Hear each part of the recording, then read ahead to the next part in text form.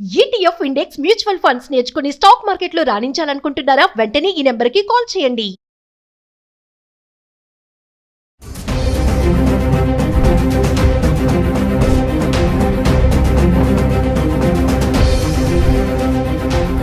నమస్తే, welcome back to Suman TV. ప్రస్తుతం మనతో పాటు ఉన్నారు consumers affairs committee chairman Mandari Krishnareddy గారు. నమస్తే సార్. నమస్తే అమ్మా.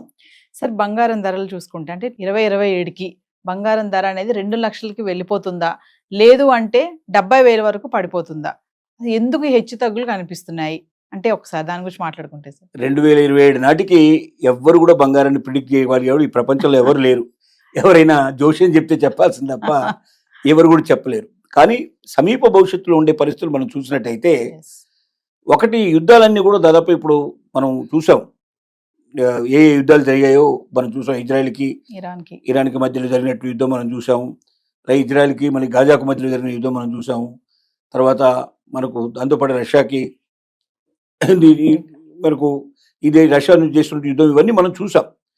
ఈ యుద్ధాలన్నీ చూసిన తర్వాత ఇప్పుడు ఏమవుతుందంటే, ఇంకొక కొద్ది రోజుల్లోనే ఇప్పటికే మనకు ఇజ్రాయెల్ ఇరాన్ మధ్య యుద్ధం పూర్తిగా సమసిపోయింది.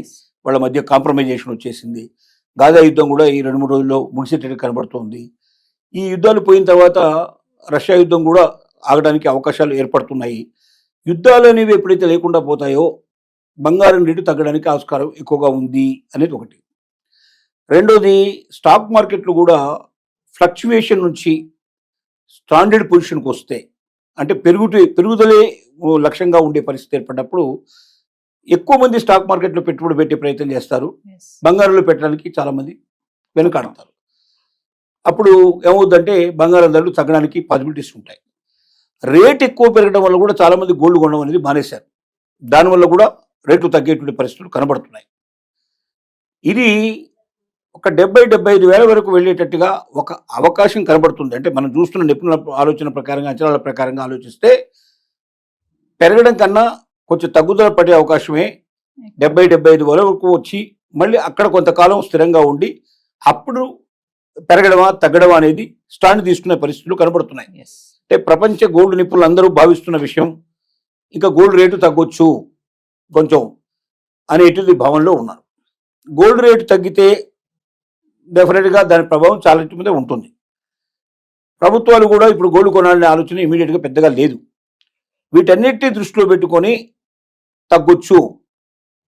ఇప్పుడు ఆషాఢ మాసంలో పెద్దగా కొనుక్కునే వాళ్ళు లేకపోవచ్చు, కానీ ఇంకా నెక్స్ట్ మళ్ళీ పెళ్లి సీజన్ అనేవి స్టార్ట్ అవుతున్నాయి, పెళ్లిళ్ళకి అవుతున్నాయి కాబట్టి పెళ్లిళ్ళకి, పండుగలకి, ఫంక్షన్లకి వాటి కూడా కొనుక్కునే అవకాశాలు ఉంటాయి. 2027 నాటికి మనం చెప్పలేం, కానీ ఈ 2-3 మాసాలు ఈ సంవత్సరం లోపల ఇంకొక 2025 లోపలనే మనం చూసినట్టయితే 2-3 మాసాలు, 4 మాసాల లోపల మాత్రం కొంత మార్పు వచ్చే అవకాశాలు కనబడుతున్నాయి. 70,000-75,000 వరకు వెళ్ళి అక్కడ ఆగి కొన్నాళ్ళు అక్కడ ఉండి ఆ తర్వాత అది పెరగడమా తగ్గడం అనేది ఎటుటర్న్ తీసుకుంటుంది. ఎందుకంటే ఎప్పుడు ఈ ప్రపంచంలో ఏ దేశం మధ్య యుద్ధం వస్తుందో ఎవరు చెప్పలేరు. ఎప్పుడు సముద్రాలు పొంగుతాయో, ఎప్పుడు ప్రమాణమైనటువంటి వర్షాలు వస్తాయో, ఎప్పుడు ఏ నగరం మునిగిపోతుందో కూడా చెప్పగలిగే పరిస్థితి లేదు. ఇప్పుడు జపాన్ గురించి ఒక ప్రిడిక్ట్ చేసేటువంటి ఒక పెద్ద అక్కడ ప్రపంచంలోనే ఏ సంఘటనలు జరిగినా చెప్పేటువంటి కొంతమంది జ్యోతిష్యులు అక్కడ చెప్పారు. ఆ చెప్పిన దాని ప్రకారంగా ఇప్పుడు జపాన్ మునిగిపోయే అవకాశం ఉంది. కంప్లీట్గా లావా ప్రవహించి జపానే కర్మగైపోతుంది అన్నట్టుగా భయపడుతున్నారు అక్కడ. అంటే ఇలాంటి ప్రిడిక్షన్స్ మనం చెప్పడం వల్ల ఏమవుతుందంటే కొంతమంది లోపల భయం బయలుదేరి ముందుగానే వాళ్ళు కొద్దిగా ఇబ్బందులు పడడానికి అవకాశాలు ఉంటాయి. ఇంకా రేటు తగ్గిపోతుందని గబుక్కున బంగారం అమ్ముకునే అవకాశాలు ఉంటాయి. ఇది కరెక్ట్ కాదు. ఎందుకంటే 70-75 వచ్చినా కూడా అక్కడ ఆగదు. అది మళ్ళీ పెరిగి 1,00,000 దాకా వచ్చే పాసిబిలిటీస్ కూడా ఉన్నాయి. కాబట్టి బంగారం గురించి తొందరపడి ఏ నిర్ణయం తీసుకున్నా కరెక్ట్ నిర్ణయం కాదు. అది డ్రాస్టిక్ గా తగ్గినప్పుడు మాత్రం తగ్గినట్టు లెక్కేసుకోవాలి తప్ప కొద్ది గొప్ప తగ్గడం అనేది పెద్దగా తగ్గడం కింద లెక్కేసుకోవద్దు. కొంచెం పెరగంగానే ఆతృత పడిపోవడం, కొంత తగ్గంగానే ఏదో బాధపడిపోవడం, ఇలాంటివన్నీ చేయకుండా నింపాదిగా బంగారం గురించి అన్ని రకాలుగా ఆలోచించి స్టెప్ తీసుకోవడమే కరెక్ట్ స్టెప్. మామూలుగా చూసుకుంటే ఈ పెరుగుదలకి యుద్ధాలకి అసలు ఏం సంబంధం ఏంటి?